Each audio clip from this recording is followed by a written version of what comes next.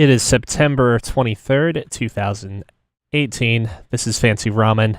I'm Neil, I'm Cookie.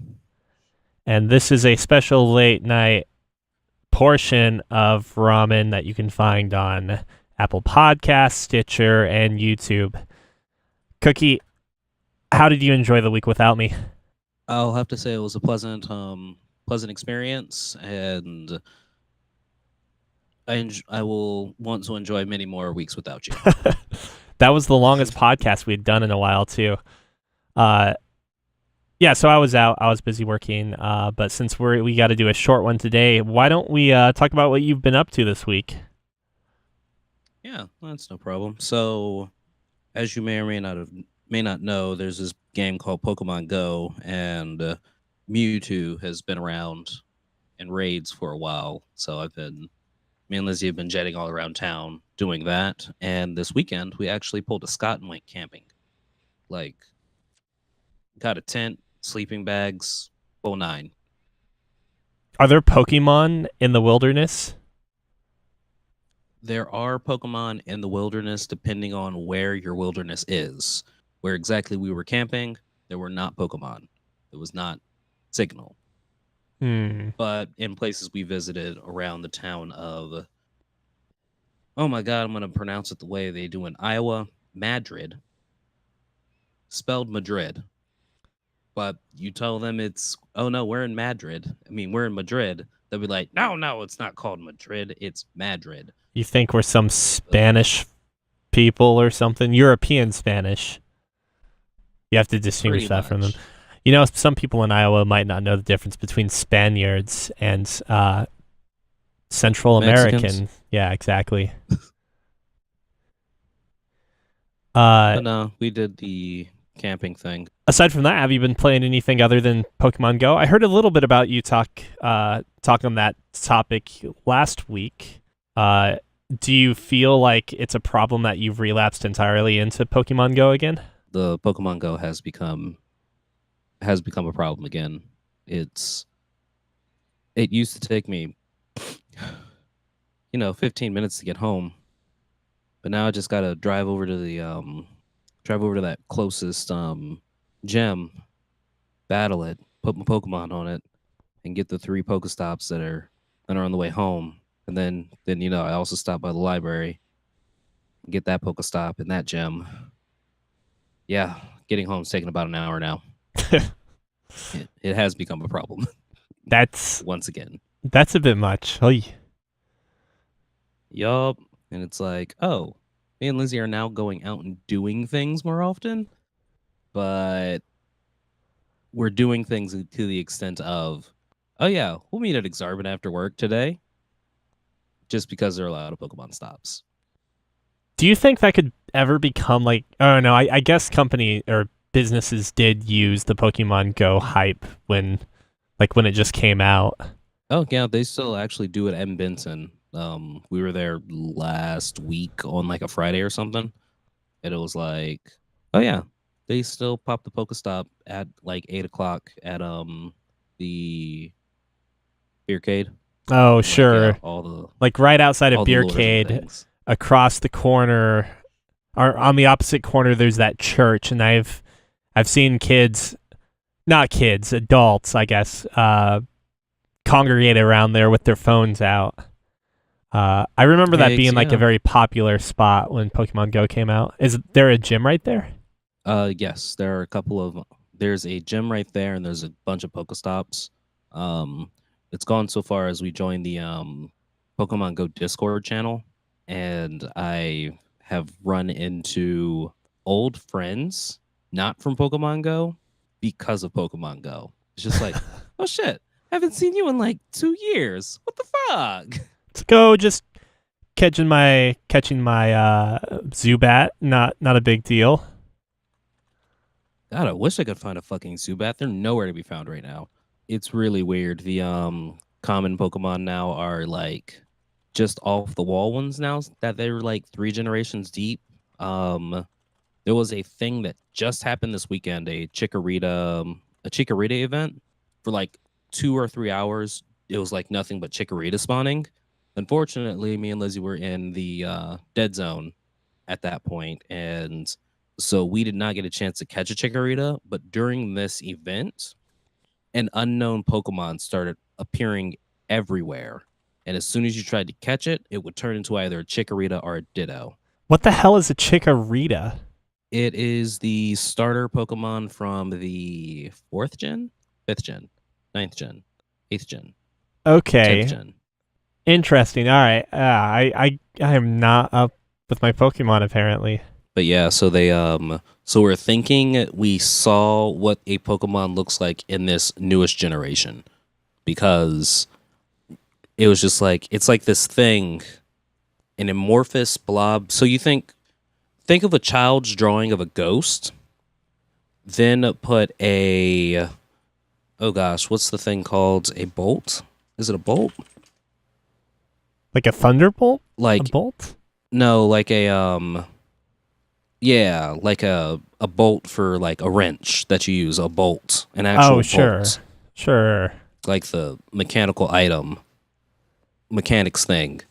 Put a bolt with like a little eyeball, a tiny eyeball in the middle. Not even like it goes inside the entire bolt. It's just like a little one that kind of just roams around the inside of the bolt. Is what the new Pokemon looked like, and everyone was like freaking the fuck out because no one knew what the fuck that thing was. Yeah. Pokemon. Oh, Nutto is his name, apparently. Nutto. Nutto, I think. At least according to comicbook.com.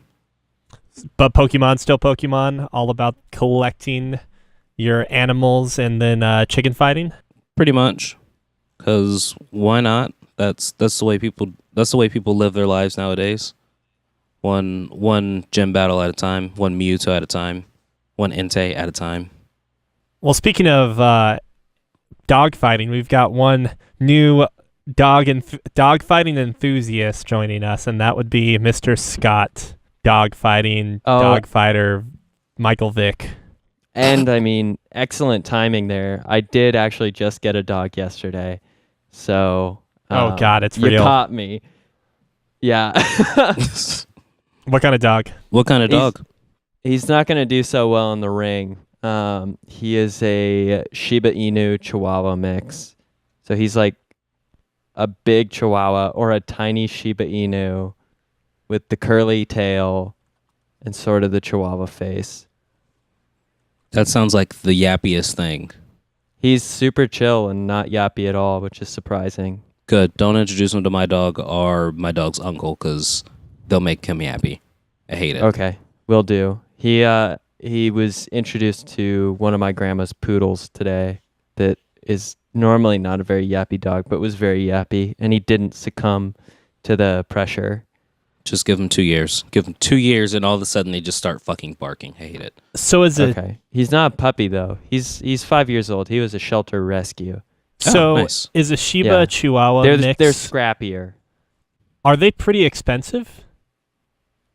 Well, they were a shelter dog, so they were nearly free. Well, we right, paid right. $100, but got a bunch of like I guess starter items from the shelter at the same time. So It's such a weird mix or unusual mix. I Super imagine weird. it's got to be like a designer breed, right? I or would- a mutt, you Mm, know. True. I don't think Shiba Inu mixed with things are a designer breed. Yeah, because Shiba Inus are so great on their own. I guess let me rephrase. When I say designer breed, I mean bullshit. Someone thinks they know what they're doing breed. Yeah, well, try and explain the pug with that logic. Yeah. Yeah, but so I just got a dog. So that was really like I know you guys had no awareness of that. So that was incredibly timely and well played joke. I look forward to your future material and see how well it predicts my life. So what's this Shiba Wawa's name? Yuri Gagarin, like the first cosmonaut. Okay. Does he too also see no God in space? Yeah, exactly. He's firmly a rationalist. He's a real thinker of a dog. But Sierra was trying to she wanted to figure out good names for a tiny dog, and so I was thinking of short names. And then she said he kind of looked like the first dog that went into space, Laika, and she's definitely not either of those breeds. But I was like, oh, well, he's a boy, so he'd be more like a Yuri Gagarin. And then she liked it too much, so it stuck. I like it. Yeah, and I'm not paying to get the tags redone, so there we go. Permanent name. You mean it didn't have a name when you adopted it? When you rescued it? He did, but he didn't respond to it, so So might as well start all over. yeah, might as well start over. And 20 he's years already- later in the thing's life. We also know which of the You're three right, of us is most likely to be a Russian spy now, too. It would be me. Actually, no. Yeah, it would it be me? Well, you're white. I'm the white. Yeah, I'm the white guy. I mean, Neil could be one of the like Russians that hang out near the like Yamchatka Peninsula area, or just like southern Siberia, northern China, Yamchatka. Mongolia. Is that the peninsula Yamchatka. that's right next to the Gokuka, and everyone dislikes it in comparison to that one? No, never mind. I mean, I don't know about the Gokuka. Oh, I get it. He's That's using dumb. Dragon You're Ball so Z. dumb. Yeah. No. Yeah, so I have a dog now. Yay. That's exciting news. And the first order of business is to abandon it. Proud of you. Not abandon it, teach it to fight. Abandon it in space, The just like Laika. Yeah, that's true. No, Sierra won't. Sierra will be a good dog mom, even if I'm a mediocre dog parent. Hopefully, you you anyway. realize they're not it's not a squirrel. Yeah, I know. My specialty is actually in squirrels, so I don't exactly know how to take care of a dog anymore. Apparently, you don't just put them into a cardboard box with a heating blanket. I think that's how you end up losing the dogs. So what's good in the video game front? I heard you guys actually talking about video games before I jumped in with my terrible timing, in which I did not understand that good for 10 meant good for 10 minutes and not good at 10 o'clock at night. It's all good. Cookie, you were Well, talking nothing's about good in the video game world. Yeah, you were talking about Pokemon Go, but has that been the only game you've been playing lately? This week, as in like video game sense, yeah, pretty much Pokemon Go. But when you ask what's been good in the video game world, nothing's been good in the video game world, Scott. Nothing. Yeah, there's Pokemon Go, and then there's We're making Telltale developers go find jobs. before we get onto that, let me ask Okay, Cookie, did you like Celeste? the Switch game. The levels were too long. Okay. But did you For like a the hardcore gameplay? platformer, I liked the concept and the general idea of Celeste. I did not like the level design of Celeste, so it didn't do it for me. So if they were shorter, I like the fact that Celeste became very Super Meat Boy-ish. I did not like the fact that Celeste became very Super Meat Boy-ish with 10-minute long levels of starting over at like the most stupid points. They didn't have really like simple and quick checkpoints. They were spread out too far. Yeah. Well, let me tell you about a game That's- that so it's- does have simple and like relatively frequent checkpoints, and that would be The Messenger for Switch, PlayStation 4, Steam. I could be wrong on the PlayStation 4, but it starts off as an 8-bit platformer that has a lot of Ninja Gaiden and then a lot of kind of campy fourth wall breaking narrative as well. I don't know if you would necessarily be super keen into it, Cookie, but especially based on your answer. But mix some of that special platforming in with Ninja Gaiden, except not nearly as clunky as old NES games are. That's what actually just started playing it today, and it's been really fun. But what makes me like think of it more of like a mobile platformer as opposed to like a Ninja Gaiden game is that it has a few quirks to how you can move around as you progress further into the game. Things unlock like your grappling hook, which will then, propel you to an object or propel you through objects of certain types with momentum.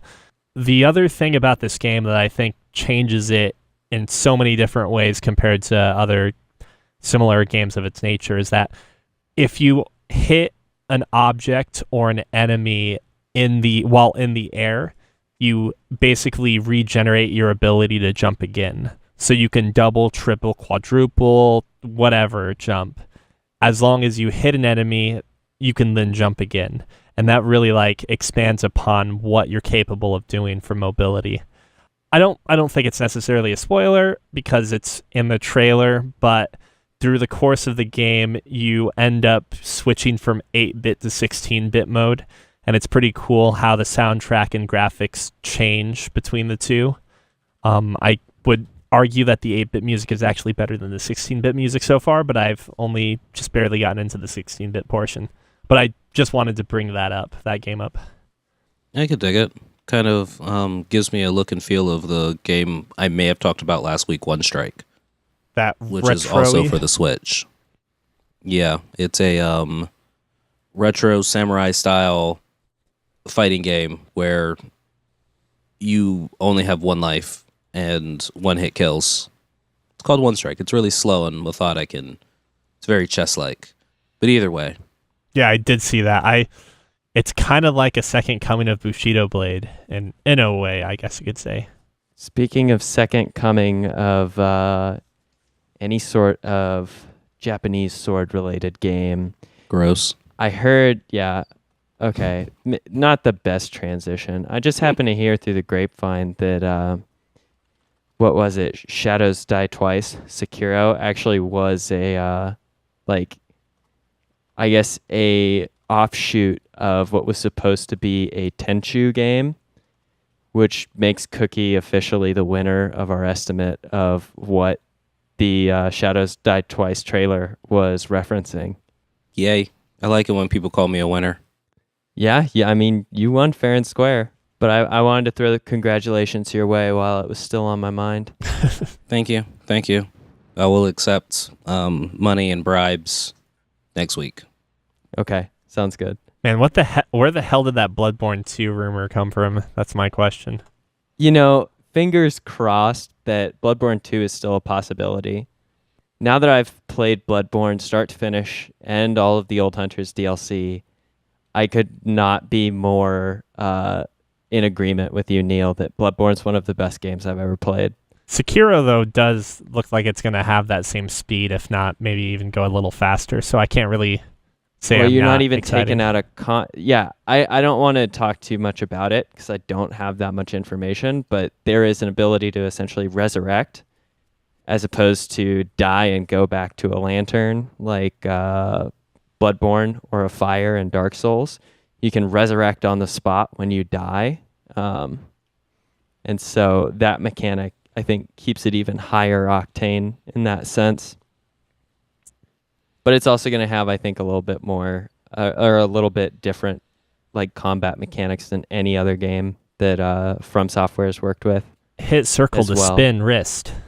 Well, there seems to be also like essentially a balance or like stamina for guarding that is a little different from how we experienced it in Bloodborne and Dark Souls in that genre, I guess. Well, yay. If we're going to plow through these topics real quick, before we do that, I just was going to say I beat Octopath Traveler. It's if you're enjoying the game through chapter 3 and 4, I think it does a pretty good job. It's like a pretty good ending. I think the last boss is really, really, really well made and well executed, and the most epic feeling last boss I think I've played in a game since maybe Bloodborne.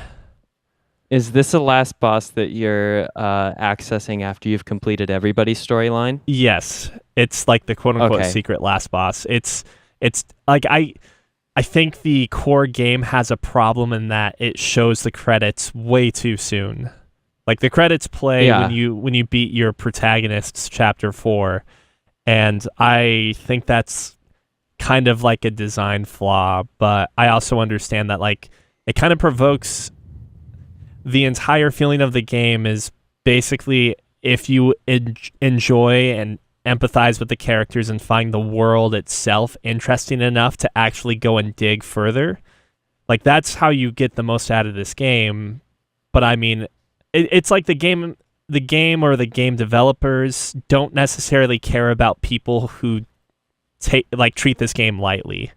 I won't go any Yeah. further than that, but it just I it's currently my favorite game this year. There are still a lot of games I need to play to completion though before that comes final. But Good for like a spiritual successor to the classic JRPG Final Fantasy games that I've been enjoying so much.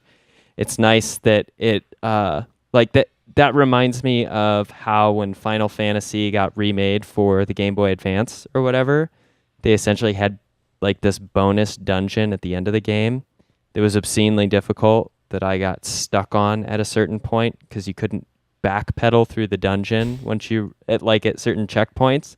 So I got up against like a boss I could never defeat. But just that feeling of like, oh, I've actually kind of crushed the regular game and now we're in the bonus rounds and it's really actually testing my mettle on how well I know and can perform at the game. Like I love a good secret boss that'll kick the shit out of you.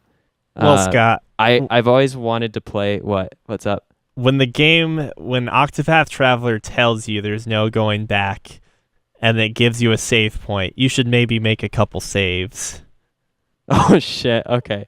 I do this way too often where I'm like, no going back, but that's fine. Like I'm only going forward. The only one way is headed up, and then I get stuck. So that's good to know. I'm Actually- looking forward to it. I really want to play more games like that. I enjoyed going back to Persona for like a second playthrough and fighting the twins and getting dunked on by the twins immediately. Did you guys have any other recent games, or not recent, but games you played this week before we talk about the elephants in the room? No. I got Settlers of Catan, the board game, for my birthday, and that's the closest I've gotten to gaming that hasn't been just trying to put in more Octopath Traveler this week. I've pretty much been playing Gloomhaven and D&D all week. Well, so are either of you guys sad that Telltale Games is effectively shutting down? Effectively shutting down, not entirely shutting Right, down they- quite yet. They're keeping roughly 25 people on staff, from what I understand. Mm-hmm. Do you know which what they're is, being kept on for? I don't have that information. I only have the Minecraft, fact that 25 Netflix. people haven't been... Really? Yeah. Yep. Oh, At least that's the word on the street. So And I have something to read. So this was kind of a thing that Telltale put out. Today, Yeah. Telltale Games made the difficult decision to begin a majority studio closure following a year marked by insurmountable challenges. A majority of the company's employees were dismissed earlier this morning, with a small group of 25 employees staying on to fulfill the company's obligations to its board and partners. CEO Pete Hawley issued the following statement.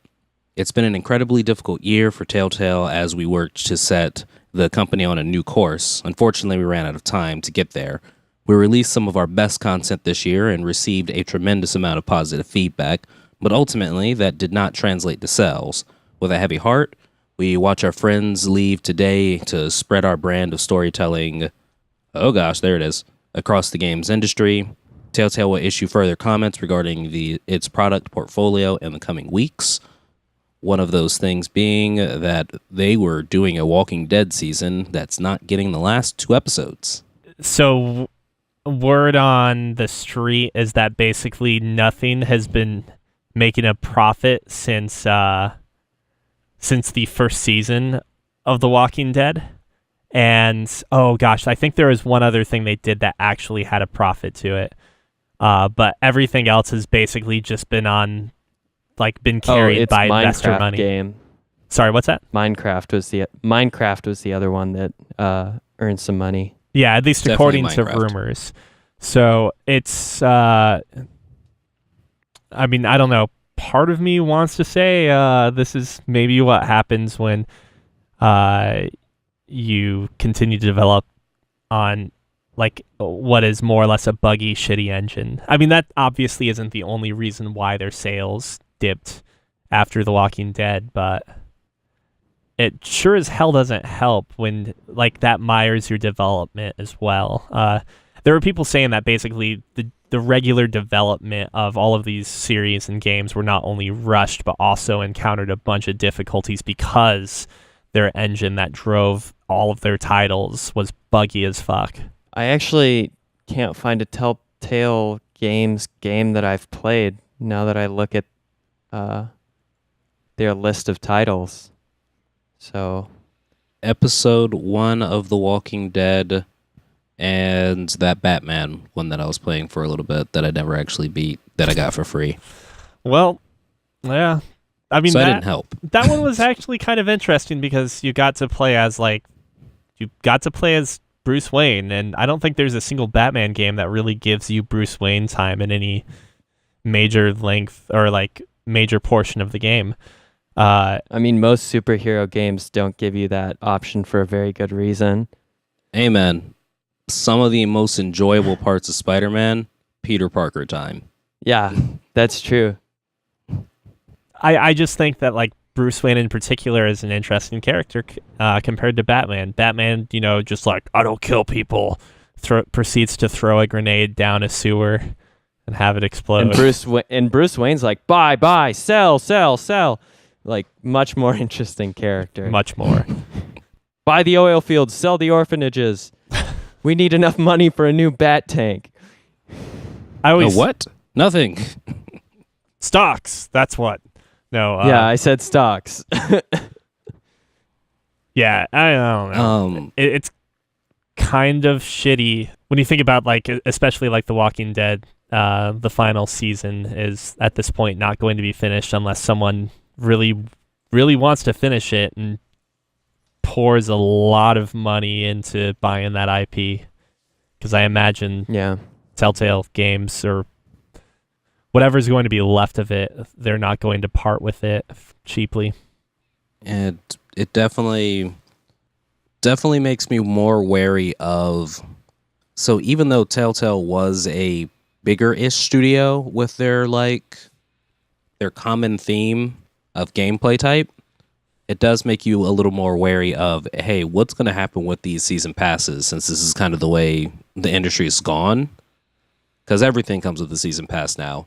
Yeah. And is it like, do you not try and help and support these smaller developer teams? Well, smaller, quote unquote, because they fired like 300 people. Development teams, because you're like, well... They could fold and I'm out my money and my content. Yeah.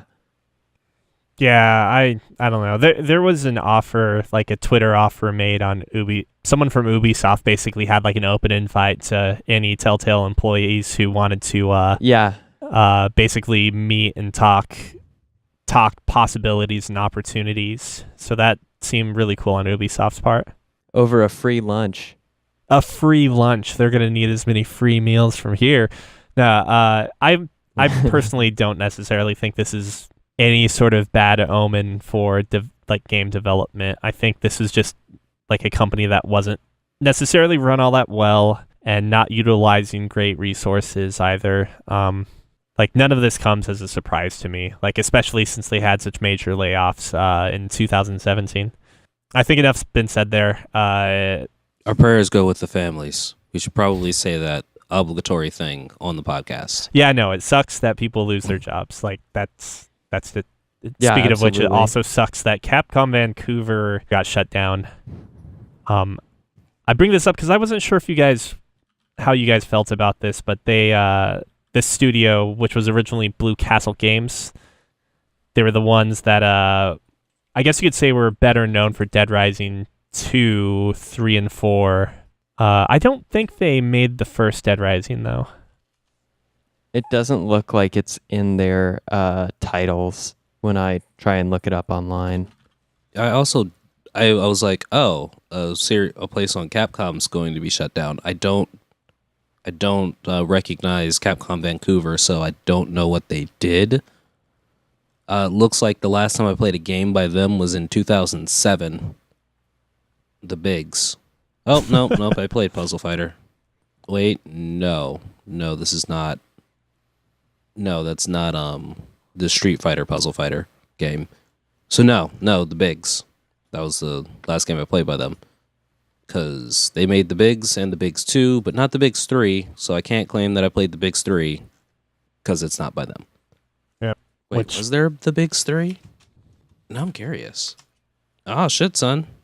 Yeah, no, never mind. I think, 2000... oh, God. 2009 was the last time I played a game by them. The Bigs 2. But it seems like, at least according to the press release, they're closing this studio in part so they can focus more on their Japanese development teams. Which, I mean, after the release of Monster Hunter and the success of Monster Hunter, assuming we're not talking about the PC release, that seems to line up pretty well. They're doing well for themselves. How did the PC release go, out of curiosity? Like, my friend group was not into the PlayStation release at all, at least the people I game with online. And the PC release, like, a bunch of them picked it up and were into it, which I thought was surprising. Bug-ridden still? Well, actually, I don't know if but... I mean, that's pretty typical, it seems like, at this point. You just assume that the PC port is going to be fucked for a while. It got banned from China. Or if it's Dark Souls, then it's fucked for like almost a decade before. And then you let the fans remastered. fix it. Yeah, then the fans fix it better, and then you sell a remastered version.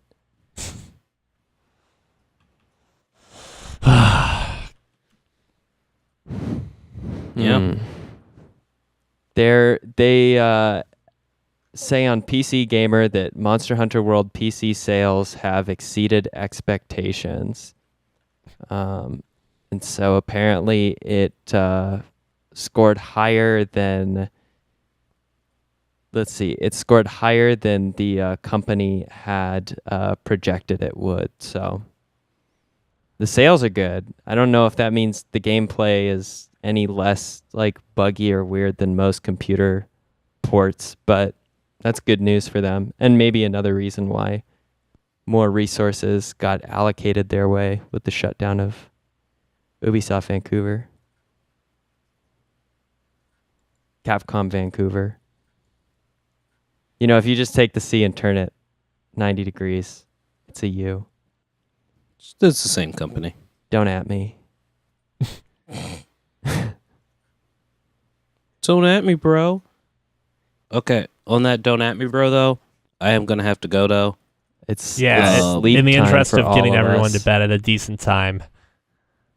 You can write us at Fancy Ramen at podcast at fancyramen.com. Yowza.